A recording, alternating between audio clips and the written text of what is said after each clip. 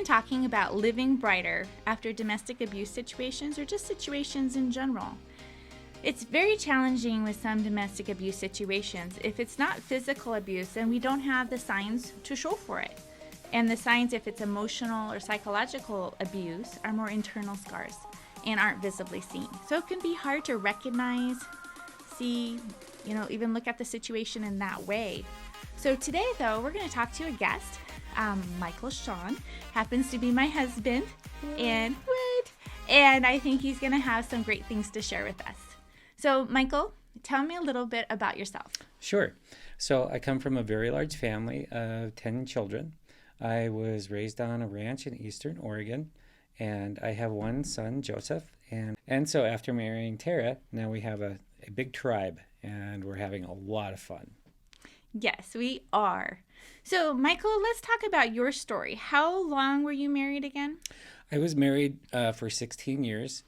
Okay. To my ex-wife, and we had a relationship for 2 years before that. So it's an 18-year marriage. And okay, well, tell me a little bit about that. As far as it was destructive in its own way. So why don't you share a little bit about your story in that sense? Yeah, I think so. When we both got married, we were both not ready to be married. We were both unhealthy, unhappy, and were drawn to each other.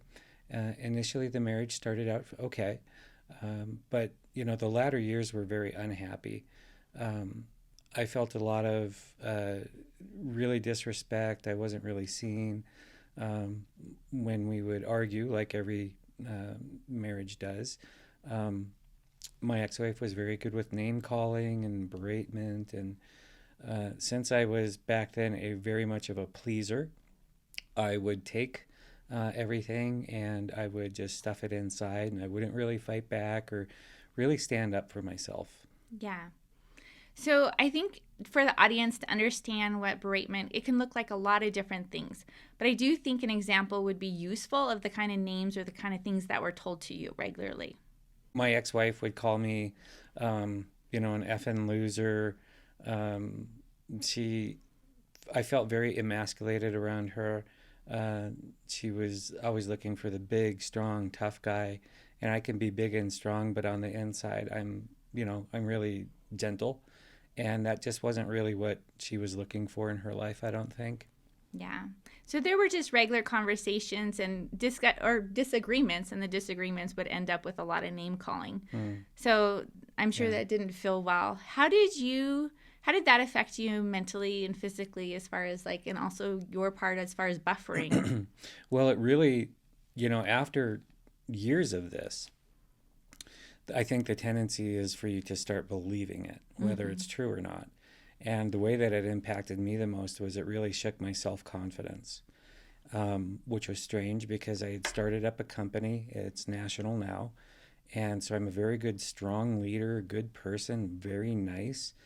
But so I would live my professional life, but then when I went home, I lived my very docile, quiet, meek, getting beat up life, and it was just not very fun. It was hard to take.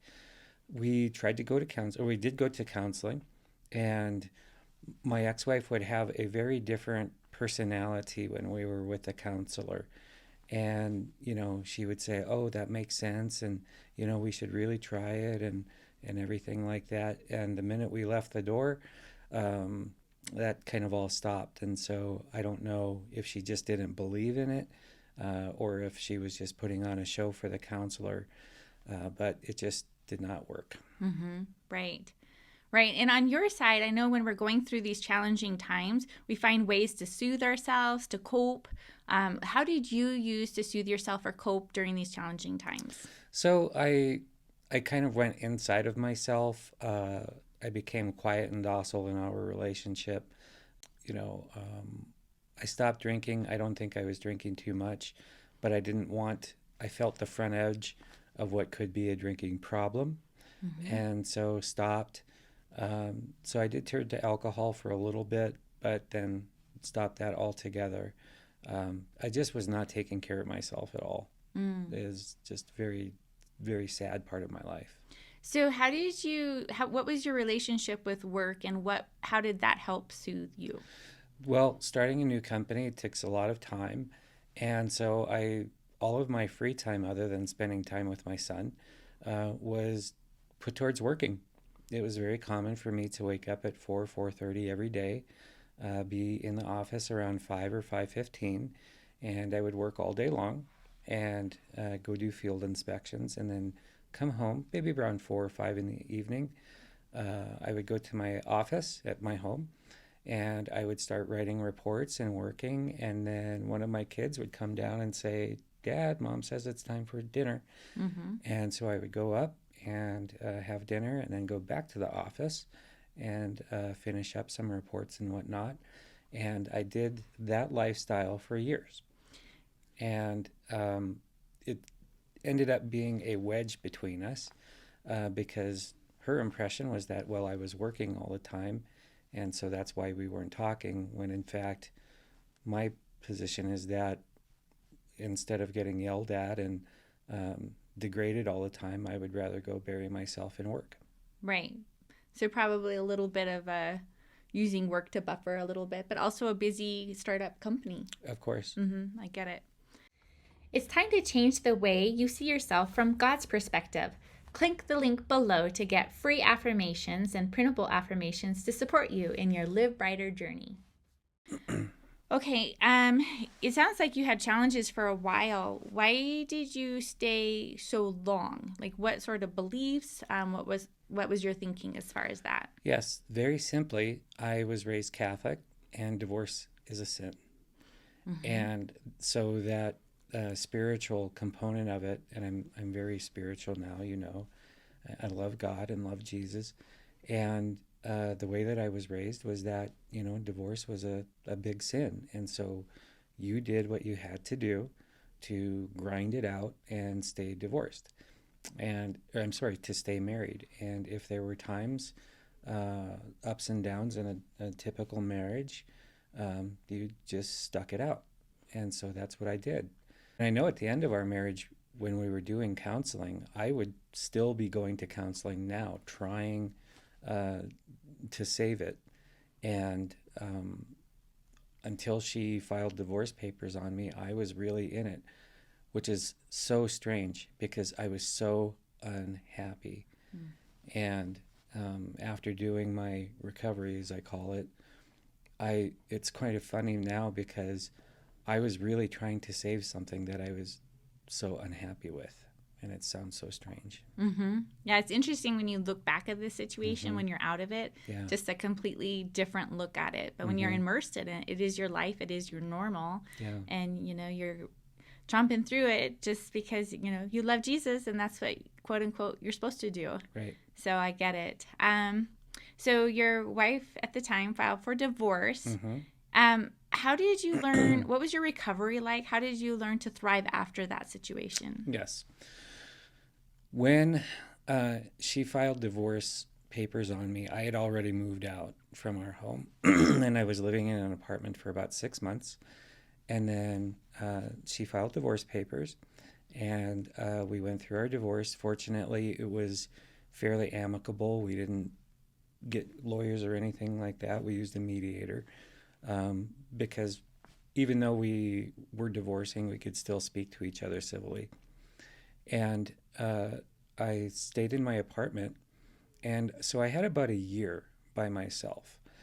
And it was a very, initially very sad 6 months, the first 6 months, mm-hmm. because I was trying to figure out why I had been such a poor husband to the point where I had caused us to become divorced, and, you know, really why I had failed being a good husband.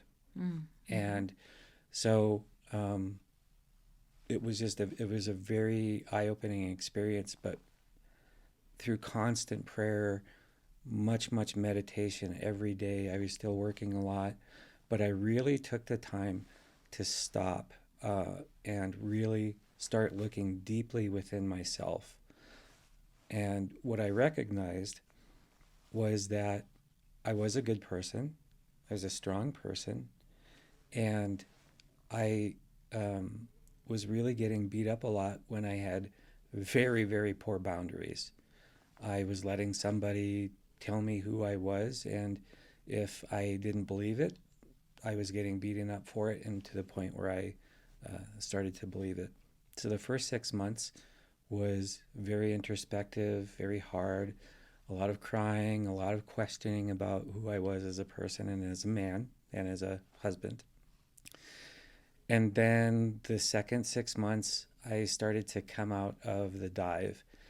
And it was such a gloriously hard, sad, fun experience because I had realized that I am a good person. I'm a good, strong man. I'm a great father.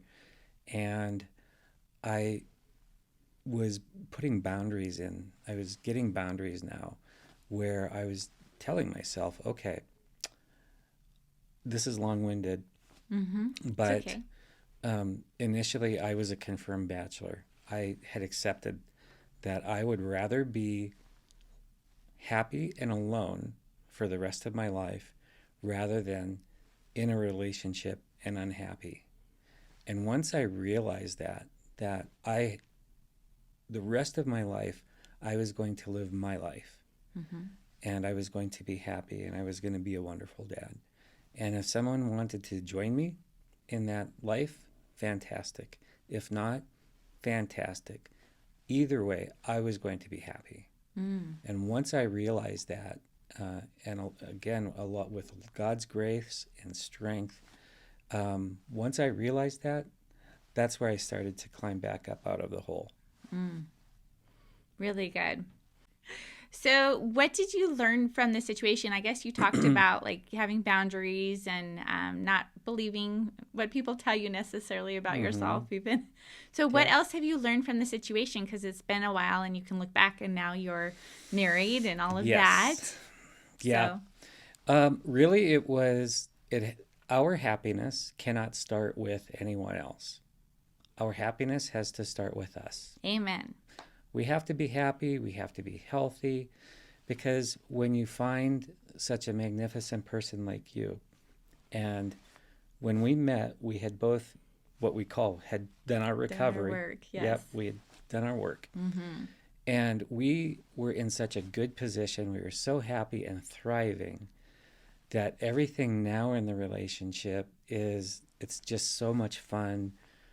We love each other dearly. We do our daily devotion. God is the third person in our relationship.